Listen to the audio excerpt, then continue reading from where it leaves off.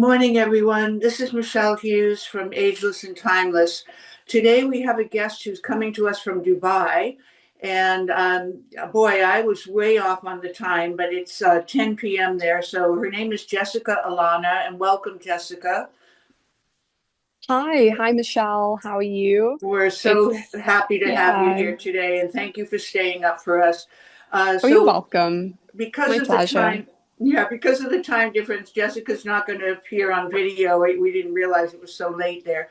So you'll see me, and Jessica will stay on audio, but we are going to have a little presentation later that she's prepared if we don't run out of time first. So we'll see if that works, and that will be a video. So Jessica, I was reading your background, and I am so sorry about your loss with your mother. And I'd like you to tell us a little bit about that history and how that has changed you as a human being, as a person. If you don't mind, is it okay to talk about it? Yeah, it's okay. I don't mind giving, a brief overview. So I lost my mom in 2021 to mental health issues, and it was a really hard time for me and my family. My mom was actually a major reason for me going into the health industry and getting my biomedicine degree and also my master's in longevity science from Geneva College. So she had a huge inspiration on my life. And I think, losing someone in that way, it's definitely empowered me to be, compassionate and have a lot of empathy. And I think this goes a long way within the health industry. So it's interesting that you didn't go into mental health per se as a result of that tragic event. Do you incorporate mental health with your other protocols that you in your consulting practice that you're currently involved with? Not so much necessarily. I prefer to work with therapies at the cellular level, so peptides and bioregulators and regenerative medicine. I myself am actually a big fan of psychology. It's actually a hobby of mine. I do like reading a lot of psychology books, but I'm not trained nor qualified to work in mental health. So what I Mhm. stick to is what I know.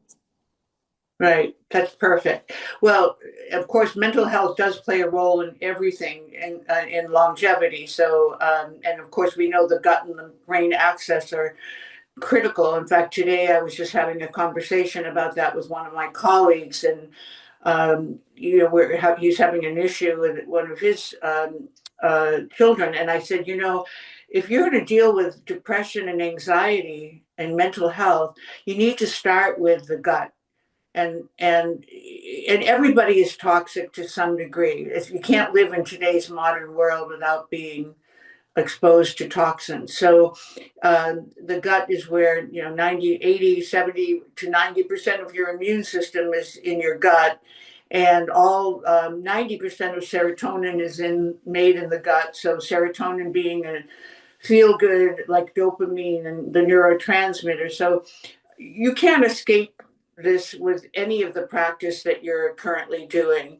So, why did you go to Geneva? Since you are in Dubai now, but were you in Dubai and then went to Geneva, or what exactly was the logistical or chronological event? So I have my degree in biomedicine from the UK. And Right. then very recently, I've decided to undertake a master's in longevity science. It's actually the world's first master's in longevity science, and it's run by Geneva, Switzerland College. So it can be done remotely or it can be done at the campus. So Mm-hmm. at the moment, I'm completing the majority of the course remotely. And I will go to the campus at some point, maybe to do my hypothesis or maybe to meet my fellow students. Excellent, excellent. So, I don't think we have a degree in longevity science in the U.S. at this time, do we? Do you know of any? I don't think so. I know that the Geneva College was the first, so maybe there'll be rolling that out into the US, but we do have a lot of international US students at the Geneva College. Yeah, so that so what is the curriculum? Just give us a little taste of what you had to study to get to this level. You mean what's the curriculum inside the master's Right, program or to get to the a master's to earn a master's degree, what kind of course and longevity science, what kind of courses do you have to take? we have to learn about epigenetics. So we have to understand how the mitochondrial DNA works within epigenetics and also messenger DNA. And Mm-hmm. also, I'm actually only a few lectures through the course, but we have some really interesting lecturers, some, well-renowned PhDs and longevity experts. So I'm super happy, and the core curriculum is available online for anyone who wants to look at that. Mm-hmm. So what course did you resonate with the most?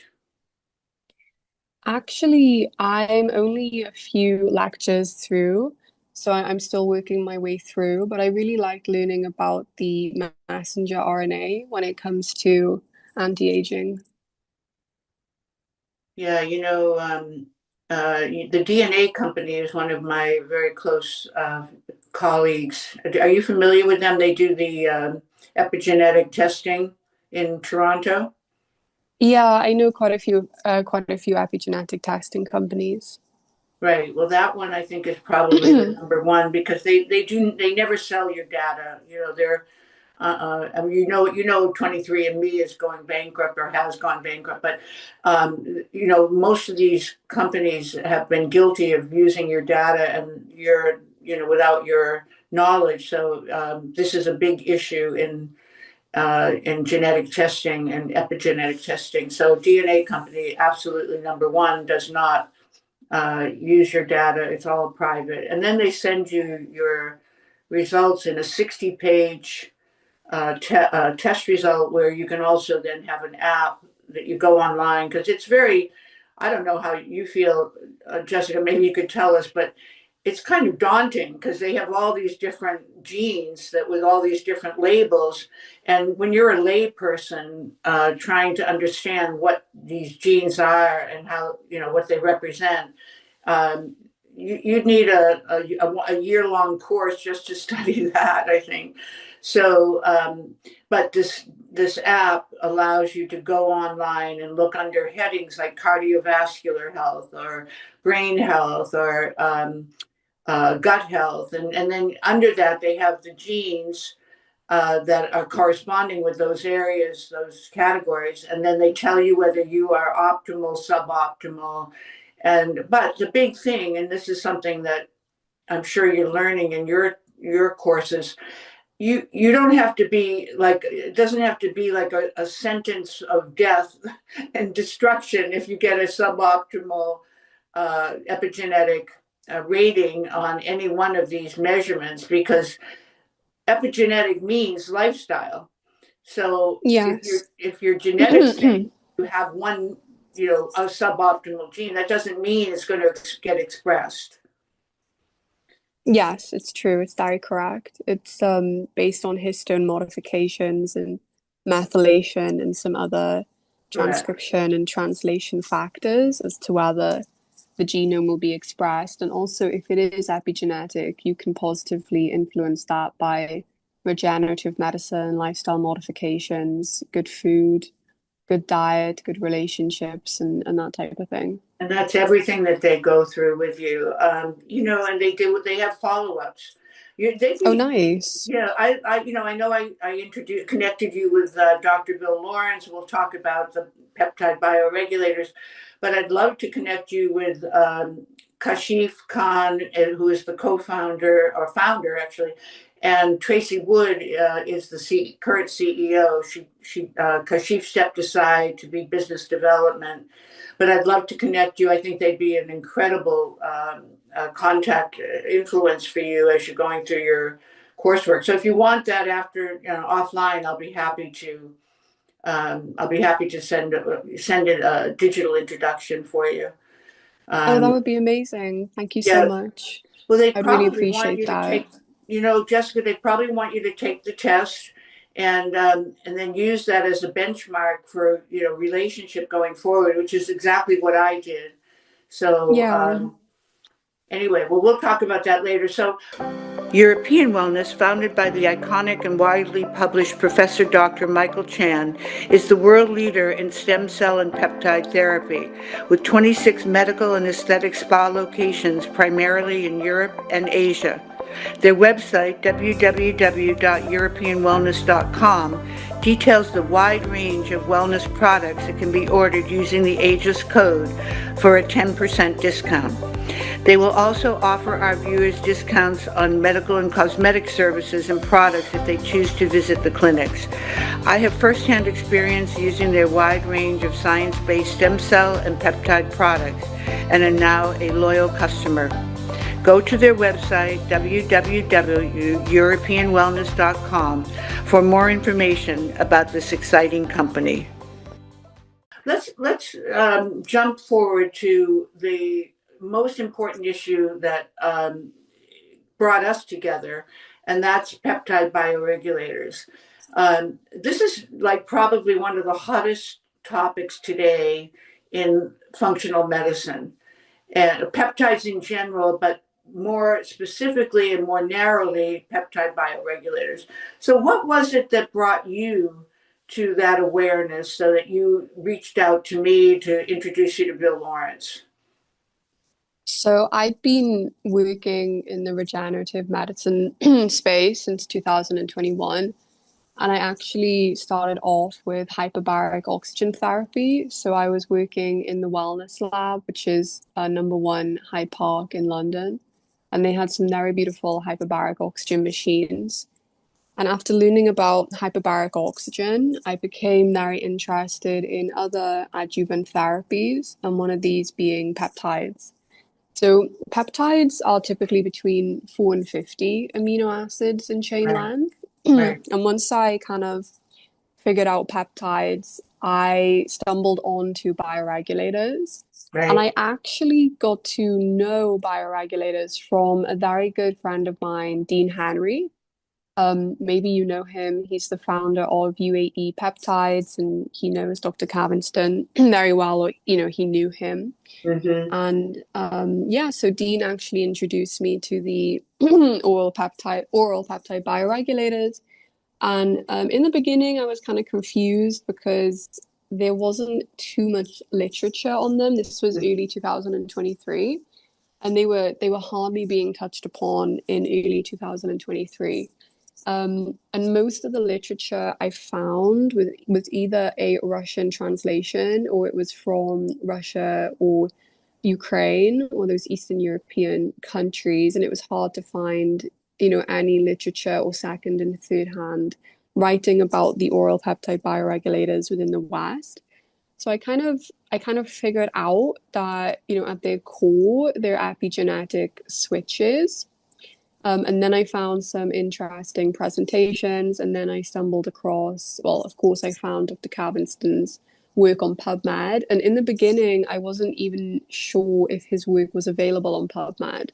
But actually, in the end, I did do a PubMed search on his name, and it brings back all of his studies in English, and also his website. I think it's cavinston.info, has all of the studies in English as well. So Mm-hmm. then in the end, I just stumbled across the research, and then one of the biggest advocates of peptide bioregulators in the US, and an individual who is carrying on all of the knowledge and Dr. Cavinston's work, is Dr. Bill Lawrence. So I listened to your podcast with him, which I thought was absolutely amazing. I'd never heard of the oral peptide bioregulators being talked about in so much depth by a Western PhD or a Western doctor. So for me, that was very interesting. And didn't you've joined his clinical trials, I correct? have, that's right. I have, Okay. and I recommended a lot of people to join his trials as well. I told a lot of my close friends and my community. I'm pretty sure more than a handful have joined. So I think that was a good outcome for everyone. Oh, good. I knew he said that there were a couple of people, I think from Geneva, right? your associates? Yeah, a few people from Switzerland, some friends from Norway as well. I think maybe some people from Dubai and the UK too. Oh, okay. So Um, I didn't know that. He's been very transparent with me about all the work he's doing because I'm in his clinical trials. I've been in for I think it's 2 years now. I just took my Amazing. second test. You took the True Diagnostics and the SpectraCell, correct?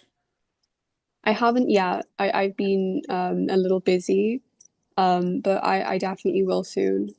Yeah, in order for him to start working with you, those are the baselines. So, just so Yeah, of everybody, if course. anybody that's listening, if you are in the medical field, he has a clinical trial, Dr. Bill Lawrence in Atlanta, Georgia. He's absolutely does not want people to call him directly. So I have to screen everybody because he's so busy. I mean, you can imagine with over 100 people in his clinical trials and he's following everybody.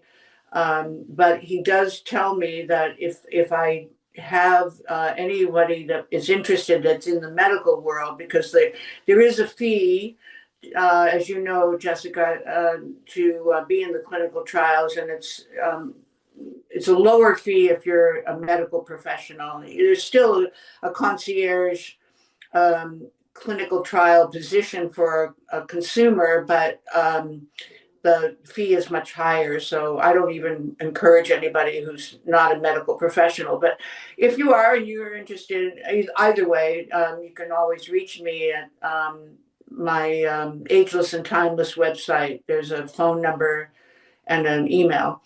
But anyway, moving on, the True Diagnostics is the DNA methylation measurement. So it gives you your biological age versus your chronological age, which we'll talk about in just a moment, because that's a key element to the baseline for beginning these peptide bioregulators.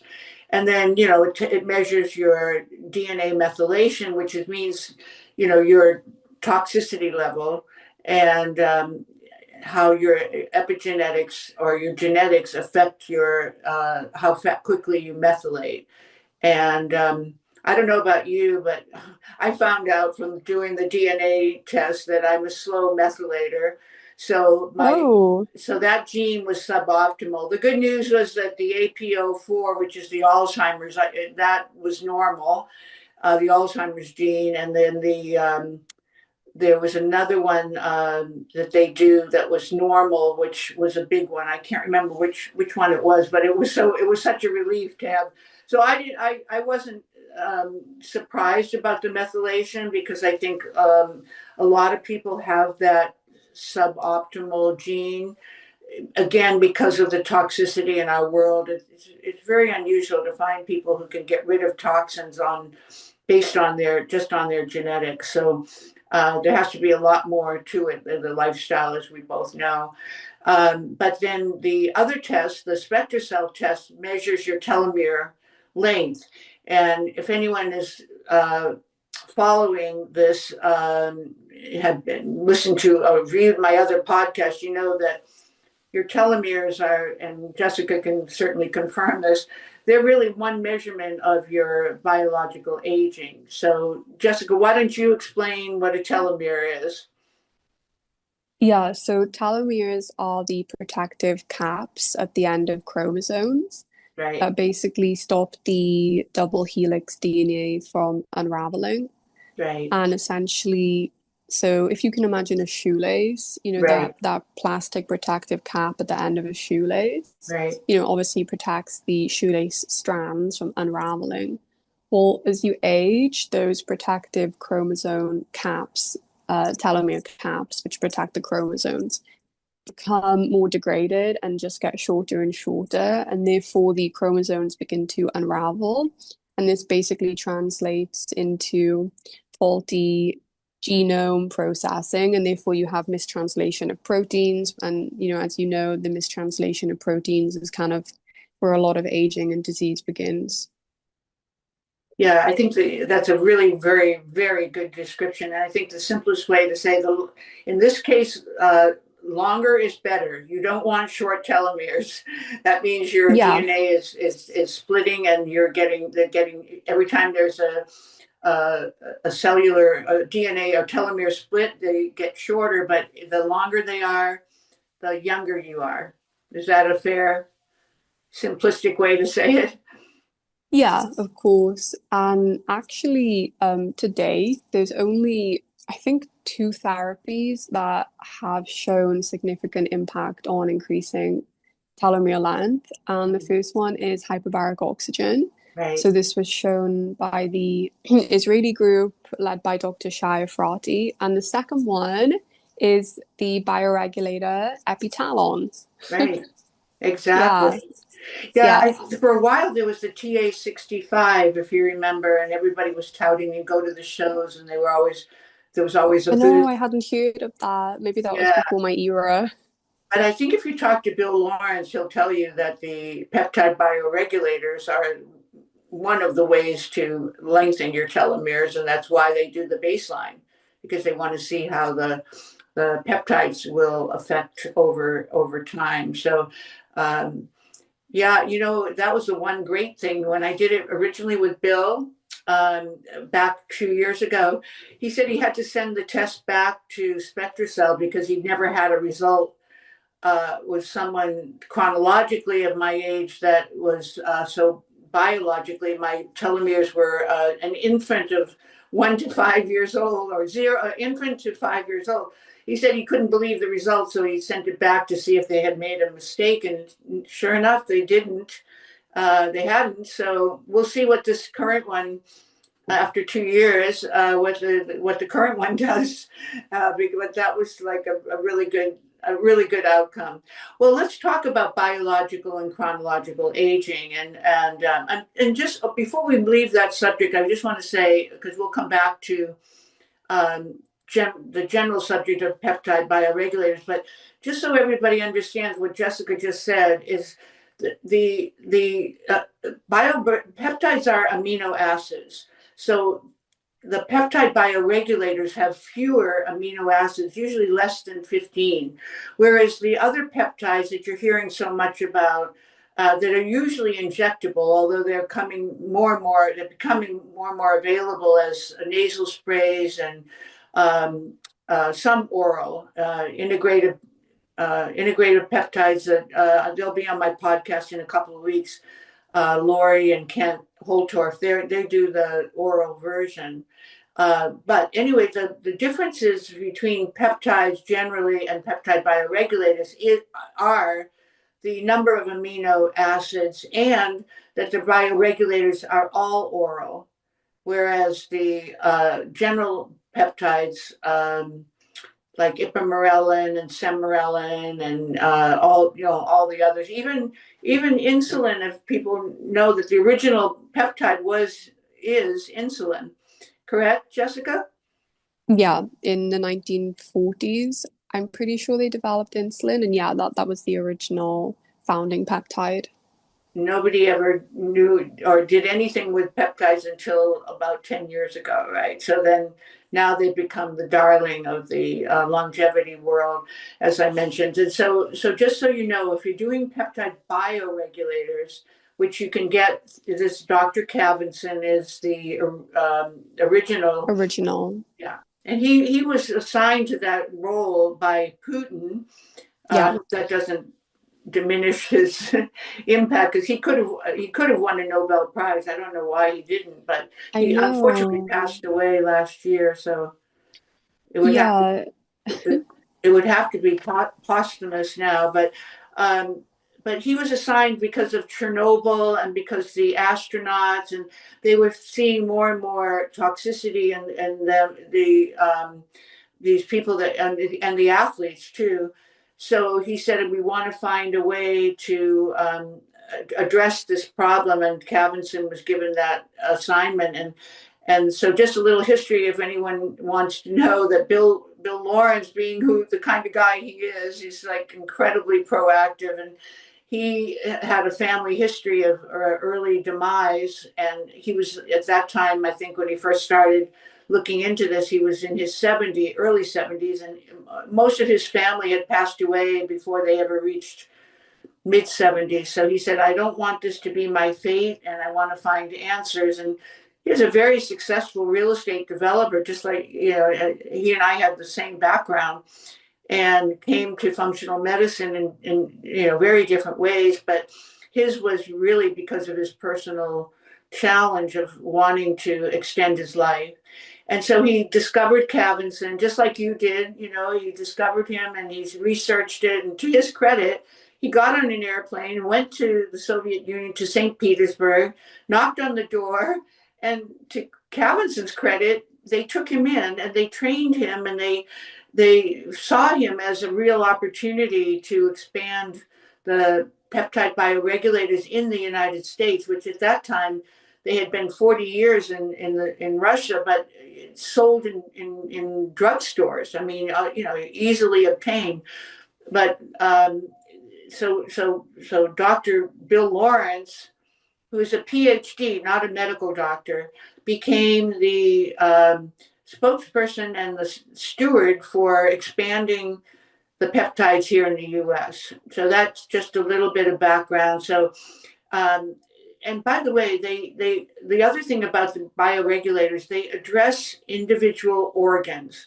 So Yeah. let's just say, Jessica, you know this because, Bill designs the protocol when you're in his clinical trials according to your testing. And so if he sees, he asks you, interviews you as well, but if he sees that you have a weakness in, let's say, your heart, and he'll design the program to focus more on the peptides that target the heart. So in a way, they're like stem cells that are pluripotent. They target the organ that most needs to be addressed because of its weakness. So every person is customized. So you'll find that as you get going with him, that he'll be interviewing you so that he'll know exactly how to customize your program. And normally you take the peptides 10 days a month. So 10 days on, 20 days off. So, and during that time, you take probably 5 to 6 or 7 different peptides, and orally, and then for 10 days, and then you take a rest and then come back to them after the next round. So yeah, there will be interesting. This will be my way of telling you. I'll come back to you and to my viewers to let you know how they have affected my personal journey, where a very healthy person is doing this without any health issues. So I'll be interested to see, going back now to the biological versus chronological. So tell me what your definition of chronological versus biological aging is, and how you would guide people to understand how important knowing your biological age is in your health journey. Yeah, so chronological age is pretty simple to define and explain and understand, and it's basically the number of years that you've lived on planet Earth. So chronological age is pretty easy. Biological age is a bit more complex, but basically it's the age that your cells, tissues, organs, and system are behaving as. But even biological age can be classified into immune age, cognitive age, anabolic age, all these different further classifications. And also the way that biological age is measured can also be further classified. So some people would rather take an epigenetic clock, as we've spoken about, based on DNA methylation patterns. Other people will take a telomere length. Some people will look at the glycans, so the balance of pro-inflammatory and anti-inflammatory glycans. Mm-hmm. And with AI and all this deep learning, there's so many new ways to combine multiple blood markers to bring out an overall, biological age. So biological age is a bit more complex, and in of itself, it's a whole topic and concept to understand. But essentially, it's the kind of numerical age that your cells are behaving as, which obviously dictates, the system and proxy you as an individual. Yes, and we say every time we get into the subject that you are as old as your cells. So all aging begins and ends in the cells. But however, true diagnostics, which measures the DNA methylation, is now technologically so advanced that they've added a way when you do their blood test to measure the health of each of your organs. Now, I don't, Oh, yeah, that's going to be exciting. If you haven't done that test yet, I just did it yesterday, the second time. So the first time they didn't have that available.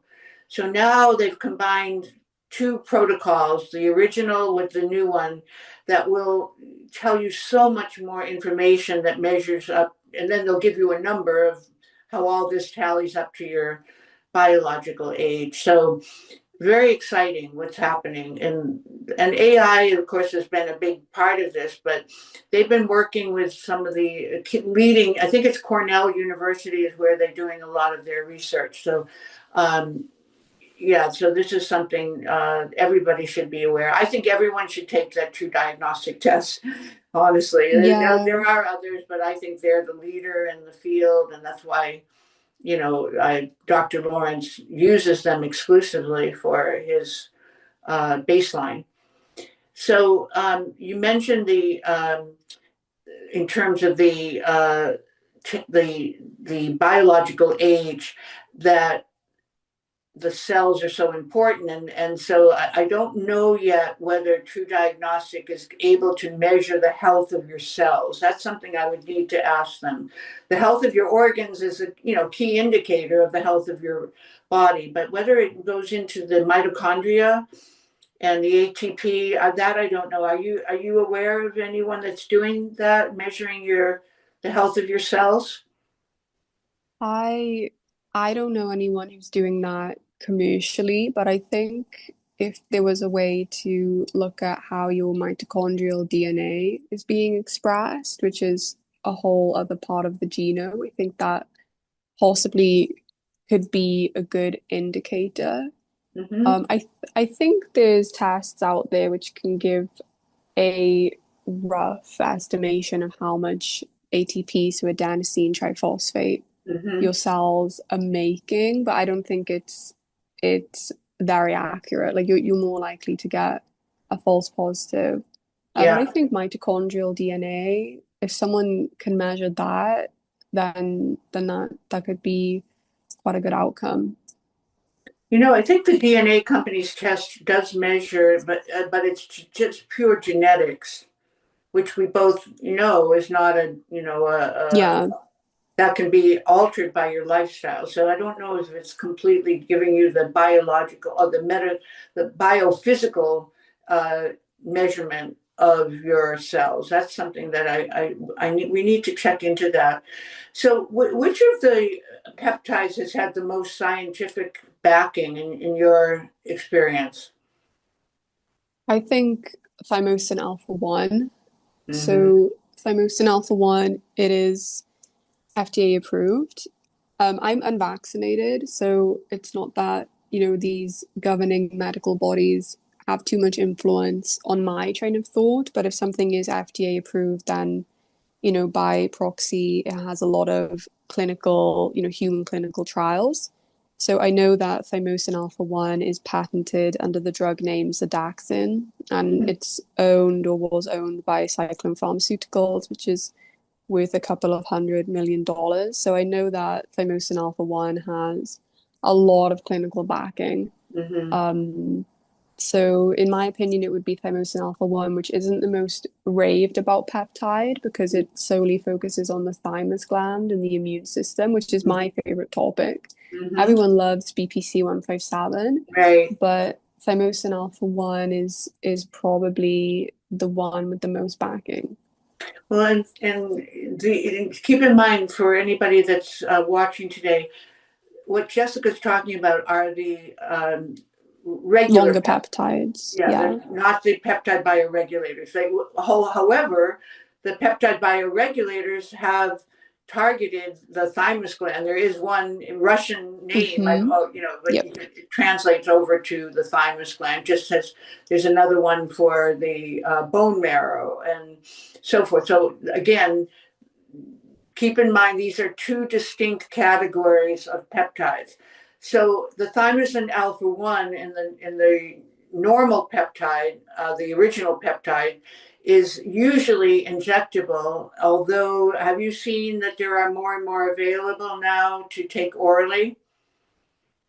Yeah, I have a little bit of an issue with the mass production of oral available peptides. Mm-hmm. For example, I saw an advertisement of orally available SS31.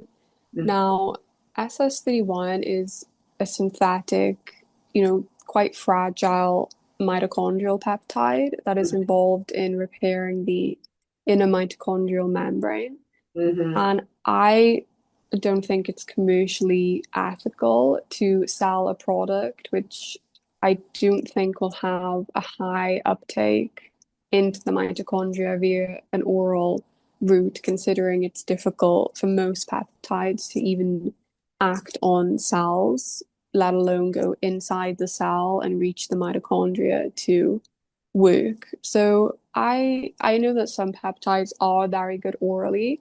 For example, lorazepam, BPC-157, KPV, but some of the more specific peptides that work intracellularly, work within the cell, so intracellular, Mm-hmm. cellular, I don't necessarily think that these should be made oral. And to make the distinction that you were saying, the peptides that are injectable typically be between 4 and 50 in chain length, and then the oral peptide bioregulators developed by Dr. Cavinston are between 2 and 4 in chain length. So for Right. anyone watching, the distinction comes from the chain length, so the amount of amino acids in the chain.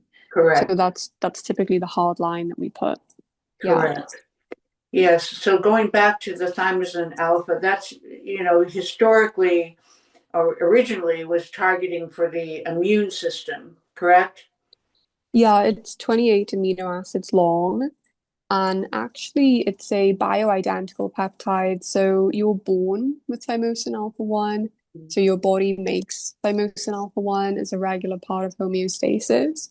And Mm-hmm. as you age or you become, impacted by toxins, or maybe you become chronically sick with a virus, something like long COVID or Lyme disease or mold toxicity, your natural endogenous production of thymosin alpha 1 decreases and you have thymic involution and thymic senescence, low natural killer cells. It's Right. like a domino effect. Right. So when you use thymosin alpha 1 as a bioidentical supplement and you inject this as a peptide, all you're doing is invoking the immune cascades that should already be occurring in your body, but it's not because you're not well. Right. Yeah, I think a lot of people who have had long COVID have been resorting to building back their immune system using that Oh, peptide. yeah. Yeah, it's super common in the long COVID world. And BPC 157 is, that's probably the most prevalent, and that's actually made in your gut. That's why there are two forms of BPC 157. One, it targets your joint health, and the other one targets your gut health. And so you can actually take one peptide and basically try to get results on two fronts. But what do you think of that peptide? Have you seen it work with some of the people that you work with? Yeah, I really like BPC 157. So it's primarily spoken about and discussed for the gut and also for ligaments and soft tissue and joints, as you said, but also it actually blocks EMF. So it actually has been proven to basically repair the voltage gated ion channels within cells. Mm. So yeah, it's very beneficial at the cellular level. And also it's neuroprotective. It actually balances the dopamine and serotonin receptors, and it's also very good for the vagus nerve. Hmm. As you said, all of the peptides are omnipotent, pluripotent, pleiotropic in nature. So they have so many different benefits, 10 plus benefits per peptide. So if you take a stack of peptides, say you take 5 different peptides all in one protocol, you're going to have, so many benefits, like 10 to a high numerical value, because they're all going to be synergistic and coinciding together. So what would you stack with BPC 157? I would stack full fragment thymosin beta 4, otherwise known as TB500. Yeah, So I would also stack GHKCU yeah, as well. the copper peptide. Exactly. And then I would combine a growth hormone releasing peptide, either something like CJC1295 blended with ipamorelin, Yeah, or either of those on their own, or something like sermorelin as well, right, or hexamorelin, tesamorelin. right. I haven't heard that many good reviews about MK677. I Mhm. think I've heard it's a pretty, um, it's I've heard it gives bad side effects, so I tend to stick to the morelin growth hormone releasing peptides. Yeah, and so this obviously a hot subject today is the semiglutides and the Oh Ozempic and the yeah. Mounjaro. How do you feel about people taking the semiglutides? So I think that they've been wrongly villainized. And I think that taken in the correct context at a conservative dosage, at a conservative frequency, alongside a healthy high protein diet, alongside high intensity workouts, Yeah, alongside 10 grams of creatine every day, right. alongside other anabolic healing peptides. So personally, I don't recommend a GLP without recommending a growth hormone releasing peptide taken alongside a GLP, because that more or less offsets the muscle wasting. So there's a lot of strategies that can be overcome when taking the GLPs, and I think that those medications, they went like to the masses, right? And whenever you have something for the masses, you also have the media blowing the medication out of proportion, Hmm. especially with the celebrity paparazzi photos of celebrities who had taken the medication and then they were looking very gaunt, and I Right. think it became a almost like a political statement. It became very, political as well. And I think that it was blown out of proportion. And I think when used correctly, Mhm. those are very good amino acid chains. And in my practice, I've never had someone come back and say, I had this really bad side effect, this went wrong. I've had very good success. And I think a lot of practitioners who truly use GLPs and how they're meant to be used, I think they feel the same way. Mhm. And just for everyone to understand, GLP is a synonym for the semiglutide. It's a GLP-1, right? Yeah, exactly. And so, what does GLP stand for? Gamma? What is It's the? glucagon like Oh, pathway, I that's what it is. think. Glucagon-like Yeah, pathway. Yeah. or glycogen like pathway. I don't I don't I don't use them too often. I'm more focused on the immune system. Hmm. That's kind of my bread and butter. Hmm. But when I do use GLPs, I consult my colleagues, and we've never had a bad experience. Well, also, let's not forget that the insulin resistance is one of the biggest causes of weight gain. And so the original purpose of the GLP-1 semaglutide is for insulin control. Or, Exactly. so that in itself, it could help people to lose weight if they get that under control, their blood sugar. So, Yeah. what do you feel though about the people that come back and say, do I have to stay on this for my entire life? Yeah, I get that question from almost one in every three individuals who are interested in peptides. The way I explain it is that peptides are an arm of regenerative medicine. So the peptides actually do regenerate healthy signaling cellular cascades within the cells. So they regenerate healthy communication, healthy cellular communication. In theory, this should rebuild a new baseline level of health for you during the peptide therapy. And if you look after yourself and you maintain a very good lifestyle, a good diet, then you should not really receive any diminishing returns when you finish the peptide therapy. So, you shouldn't have to be very dependent on the peptides. You should be able to maintain more or less that baseline level of health that you've accomplished during the peptides. So Mhm. I always say, you know, we, the peptides, they don't act like a drug. So your cells don't become dependent on them. So there's no diminishing returns.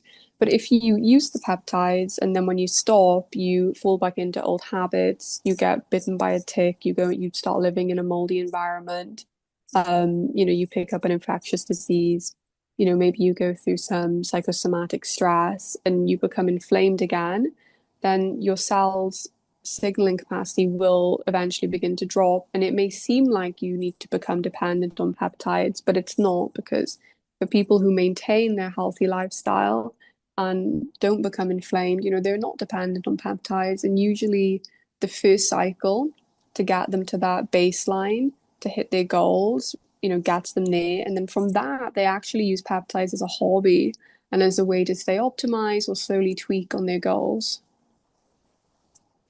So if someone wants to lose just 5 or 10 pounds, would you ever let them use the semaglutides or Yeah, GLP-1s? yeah, you can do, for example, one injection once every 2 weeks. Hmm. Is that considered microdosing? Yeah, it is. And It what is. is how much in that one dose that you do every 2 weeks? So I typically use the latest GLP, and it's a triple agonist and it's called retatrutide. So I've kind of moved on from the semaglutide, which is the Ozempic, and the Wegovy, which is the tirzepatide, Hmm. and I tend to use the retatrutide. It's a pretty like bleeding edge GLP, so it's a triple agonist. Hmm. And that one we use it at 1,250 mcg, beginning at a very conservative dosage of maybe once every 2 weeks. And then from there you can build up, because a lot of people, they have a lot of resistance with these GLPs. Hmm. And it's always better to, start the person very, very slow, just to reassure them, make them feel comfortable. And once they, they realize that they're not gonna blow up after the injection, you can slowly start increasing them. Is that intramuscular, the injection? It can be, so there's a few different injection sites. You can do the thigh, you can do like the love handle, upper glute, trident, trigone. You can do around the belly button. Personally, for me, I've always preferred to inject in my glute trigone, but I know a lot of people inject around the belly button, which would be considered subcutaneous. Hmm. Correct. So, can people work with you, Jessica, if they're interested with telemedicine? Yeah, yeah, for sure. So I'm based in Dubai, and I am taking on clients at a limited capacity because I'm doing my master's and I'm also building out a few peptide brands, but I am taking on clients. And also I have my main partner clinic in London. So anyone in the UK can go to the clinic in London and can be seen face to face. And I Hmm. also have some partnering clinics also in Tokyo and here in Dubai as well, and also in Switzerland too. So, what's the name of the clinic? Oh, the one in London is called Nutro Nutro Clinic. Nutro Nutro. Yeah, NUUTRO. That's right. But I can do telehealth, or we can see you in London if you prefer more of a hands-on service. Right. And so if somebody's in the US, though, which is, probably 70% of our viewers, they would have to do telemedicine if they're not coming to London or Dubai or Geneva or. Yeah, I've seen more than probably 400 clients now via telehealth, telemedicine. So I can definitely see people in the US. I can get the peptide shipped to you within the US. I have very good suppliers within the US. We can do everything remotely. I have all of my professional qualifications on my LinkedIn. I have client testimonials, video testimonials on my Twitter, well, X, on Instagram, on YouTube. And also, I think we're going to link one of my presentations at the bottom of the podcast as well. So you can also see my written work and you can have a deep dive into peptides for biological age and oral Yeah. bioregulators for biological age as well. Yeah, I think what we'll do, since we're not doing a video today, I think what we're going to do is have you put this, we'll put this in the show notes, your presentation.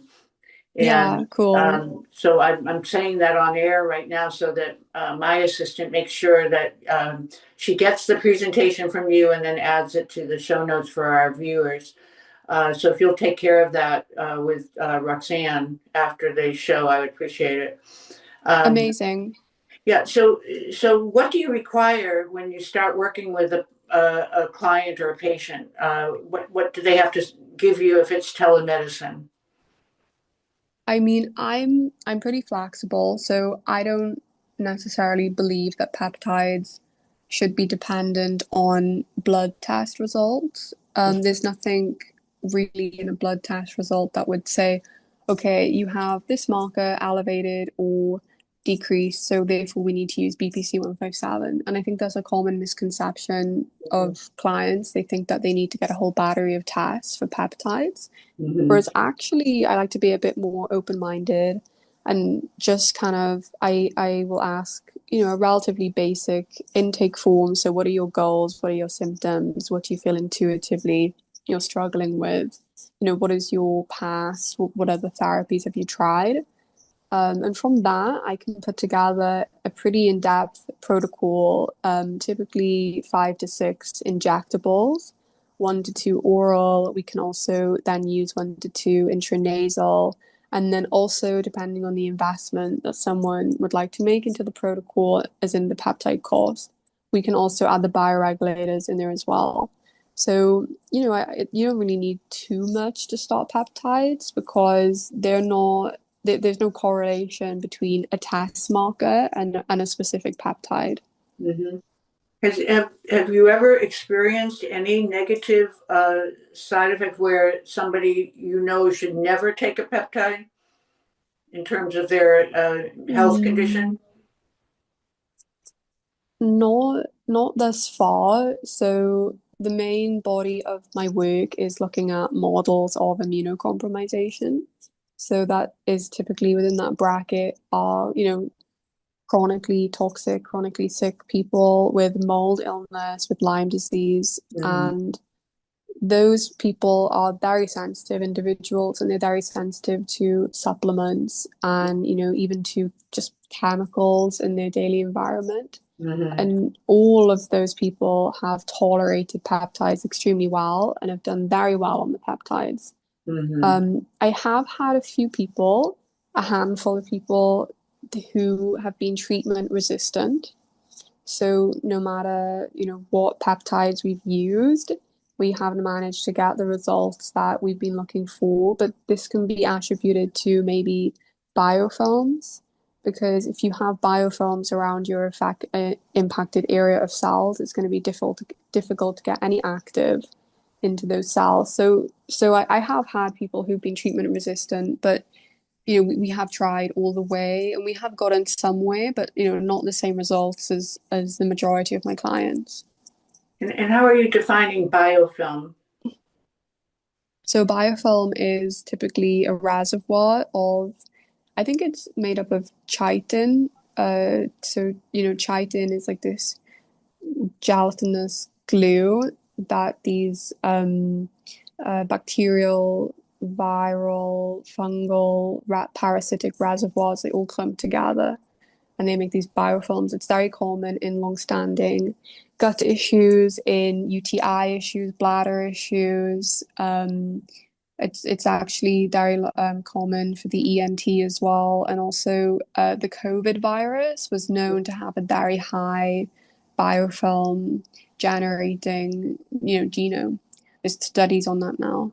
And how does one know whether they have that condition? If you have a biofilm, Hmm.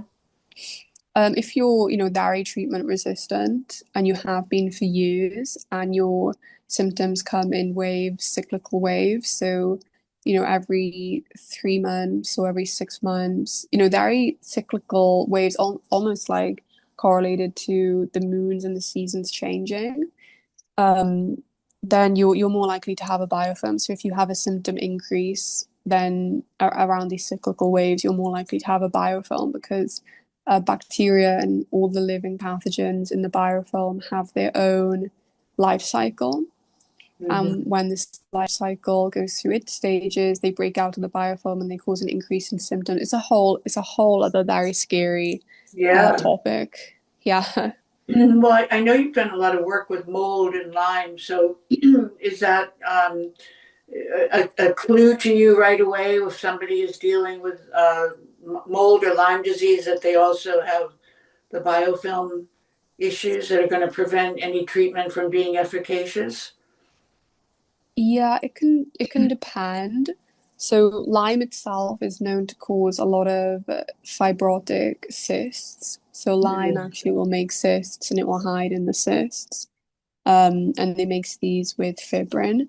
So that can be pretty difficult. And then also, yeah, people who are, chronically sick, they've been proven to have very high biofilm reservoirs. So I do see that commonly. And, if someone is very treatment resistant, you can kind of get a sense for it and you can put them on maybe 2 to 3 months of biofilm busters before starting any peptide therapy protocol. Mhm.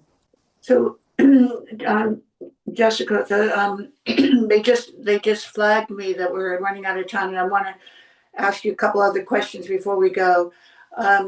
What do you think is the future of peptides and peptide bioregulators?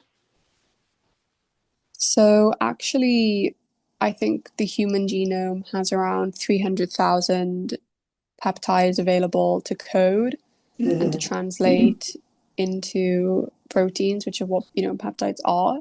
Anything that's made up of an amino acid is a protein. And really, I mean, how many do we actually have on the bench? So, on the bedside. So, how many are commercially available for people to buy? I think 35, maybe not even that. The bioregulators are 21. So it's under 100 peptides and bioregulators combined that you can go on the internet or get prescribed and treat yourself with. So I Mhm. think the future is actually figuring out which amino acid chains are going to bring about the greatest success to human health, creating more of those, reducing barriers between in vitro to human clinical trials of these amino acid chains. Mhm. And then also exploring peptides from bee venom to the DMT frog to, other animals who have had like tribal medicinal impacts and also bringing those peptides to humans as well. Because I know in traditional Chinese medicine, bee venom is huge, right? And I really agree with bee venom. So, there should be a bee venom peptide. There also should be a lot more peptides for people with spinal cord injuries as well. Mhm. Good point. Well, they're using stem cells for spinal cord injuries, but you're right, there are not a lot of peptides that focus on the spinal cord. I wonder why that is. Or the brain, not like I mean we have cerebral lysin and cortaxin, but they're not exactly super specialized. They're just blended down pig and cow peptides. Mhm. So, Jessica, how can somebody who's interested reach you? What's your So website? my website is jessicaalana.com. My email is jessica@jessicaalana.com, and my Instagram is jessicaalana. And I'm sure we'll have all of that in the show notes, and it'll also be the first slide on my linked presentation as well. So yeah, you can reach to me. You can either reach out to me via my email, or you can use the contact form on my website. Or if you want to do more of a deep dive, you can search me on LinkedIn, you can search me on Twitter, on Instagram, on YouTube. You Okay. can see everything and all my proof of work. And Jessica, have you seen the latest issue of Top Doctor magazine? I don't think I have. We don't get a lot of exposure to medical magazines here in Dubai. It's a very different community Mm. here. Well, you can, I think you can view it online. The reason I'm asking is that I'm writing a monthly column for Top Doctor magazine, and I just did my first interview with a cover of Jay Campbell, Oh, I which I, love him. yeah, so I would love if you would watch, or I should say, read the interview, because he is now a co-founder of BioLongevity Labs, which is taking Dr. Cavinson's research into the U.S. manufacturing of peptide bioregulators. So they do Yeah, other peptides as well, but and some oral and mostly injectable. But I think you find the interview fascinating if you have a chance to catch it. Or I could ask Brooke, if you can't find it, let me know and I'll have my assistant send you the link. Um, perfect. yes. I have a lot of respect for Jay. He had, he's basically the OG of the peptide industry.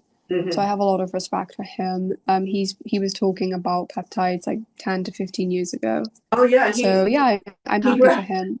he wrote the Bible. He's been on my podcast a couple, and I've been on his. So we did a mutual reciprocal appearances, and then he stopped doing his podcast when he became an entrepreneur in the startup world. So we're not doing the podcast with him reciprocally, but we did select him as my first article, and the reason is that because peptides have become such a hot topic, and he is like the granddaddy, particularly testosterone. He wrote the Oh Bible yeah. way back, I think it was 2010 or something. He wrote the Bible before it was even such a hot topic, and that book, his original book, he's written 6 different books, but I told him, I said, Jay, I don't know how you ever sleep because he's so prolific. But that original testosterone Bible is still being used today Yeah, by, he's awesome. and he's not a medical doctor. He just like Bill Lawrence and me and myself. We're all real estate developers. Interesting that Yeah, we I morphed into the functional medicine field, a longevity field, really through experiences in our own personal lives, just like you did. yeah, I don't I wouldn't discredit anyone for not being a medical doctor. I'm not a medical doctor. Right, My bachelor's is biomedicine, my right, master's is longevity science. I don't have I'm not licensed to practice medicine. I wouldn't discredit anyone for being a medical doctor. right. Knowledge is knowledge, and if you can show true understanding and you can help people, and you'll gather people who trust you, and you'll help them. That's just how it Right. goes. Yeah, and my good friend Lisa Tomati, who you should be on her podcast called Pushing the Limits. I'll introduce you. But she's not a medical doctor, but Thanks. she does hyperbaric. She has a whole chamber in her. I mean, she has a, a number of different hyperbaric chambers in her clinic. But she's another good example of people, someone like you, just studied, and has had a consulting practice. All right. Well, we've run out of time, and I just thank you so much. I wish you the absolute very best. I'm going to talk to you offline Yeah. about these connections, and anything else I can do for you or you can do for me. We'll find the path forward. So, Oh, well, and thank you so and much. I'll let you know what happens with Bill Lawrence and the next phase of the clinical trials. I'm really looking forward to hearing about your experience as you progress forward with him. I'm So so excited. Yeah, and we'll talk very soon. We've planned this for a while, I last year, know, and we had to October. cancel. I So know, Jessica, you've been very yeah. patient with us, and Oh, we've you been. too. Oh, Yeah. thank you. All right. Well, you have a good night's sleep, and thank you Thank you again so for much. taking the time so late in your evening to be with us. And My we really pleasure. appreciate all of your knowledge and sharing with us today. Thank you again, Jessica. Thank you so much. Okay. Bye bye. Bye.